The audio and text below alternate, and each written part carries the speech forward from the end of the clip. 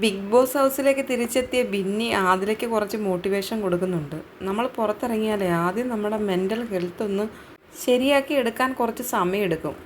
ഇത്രയും ദിവസമായില്ലേ, നമ്മൾ എന്തൊക്കെ കാര്യങ്ങൾ ചെയ്തെന്ന് പറഞ്ഞാലും ചില കാര്യങ്ങൾ മാറ്റിമറിക്കാനുള്ള പവർ ദൈവം നമുക്ക് തന്നിട്ടില്ല. അത് ചിലർക്കേ ഉള്ളൂ. പിന്നെ നമ്മളൊരു ഫ്ലോയ്ക്ക് അങ്ങ് പോകും.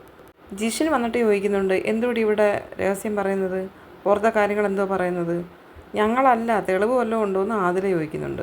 വേറെ ആരുമില്ലെങ്കിലും നീ ഉണ്ടെന്ന് പറയുന്നുണ്ട് ജിഷിൻ. ഞാൻ ചേട്ടനോടല്ലേ പറഞ്ഞത്, അപ്പം ചേട്ടൻ എന്നോട് പറഞ്ഞു കൊള്ളൂല മോളേന്ന്, സൂക്ഷിച്ചും കണ്ട് നിൽക്കണം എന്നൊക്കെ ചേട്ടൻ എന്നോട് പറഞ്ഞില്ലായിരുന്നോ? ബിന്നി ചോദിക്കുക, ഇപ്പം എങ്ങനെ ഇരിക്കുന്നു? ജിഷിൻ പറയാ, ഷെടാ ഇതിപ്പോൾ ശരിക്കുവാണെന്ന് വിചാരിക്കും, അങ്ങനെയൊന്നും പറയല്ലേ, ഇനി നമുക്ക് പിന്നെ പറയാടി, ചേട്ടൻ ഇപ്പോൾ കണ്ണ് വെച്ചിട്ടുണ്ടെന്ന് ആദില ബിന്നിയോട് പറയുന്നു. പുറത്ത് വന്നിട്ട് നമ്മൾ ആദ്യം നമ്മുടെ ഒഴിച്ചിലും പിഴിച്ചിലിനും ഒക്കെ ആദ്യം ഒന്ന് പോകണം. എന്നിട്ട് നമ്മുടെ മെൻ്റൽ ഹെൽത്ത് ഒന്ന് ശരിയാക്കണം.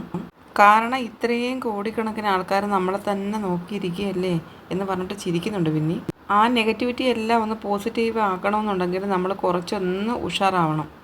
ആതിരയുടെ കൂടെ ഗാർഡനിൽ ഇപ്പം റൗണ്ട് അടിക്കുന്നത് ബിന്നി മാറിയിട്ട് ശൈത്യമാണ്. എന്നിട്ട് പറഞ്ഞത്, എനിക്ക് ഉള്ളിൽ നിന്ന് ഭയങ്കര സഫോക്കേഷൻ ഇപ്പം. ആദില പറയാണ്. അപ്പം ശൈത്യ പറയാ, എനിക്കും ഉണ്ടടി അങ്ങനെ. ആദില ചോദിക്കുക, നിനക്ക് എന്തായിരുന്നു ഇപ്പോൾ, നിനക്ക് എന്തിൻ്റെ കേടായിരുന്നു?